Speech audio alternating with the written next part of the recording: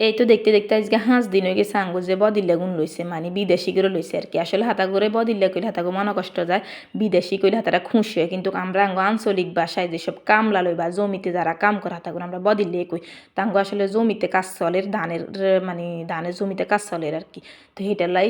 5 দিন হয়ে গেছে 6 জন লইছে তখন হাতাগো রান্না করিয়ের তবে আমরা আসলে এটা বাগে দিয়ে লাইতে এবার বাগাইচ্ছে আসলে কিছু কিছু জমি বাগা দিছে আর কিছু জমির আসলে বাগাইচ্ছে হাইনো যার কারণে নিজেরা করা কারণ ধান সিদ্ধ করি চাইল বাইর করি খান কিন্তু মেলা কষ্ট তাঙ্গ ধান এগুলো আসলে আল্লাহ যদি বাসায় রাখে আল্লাহ যদি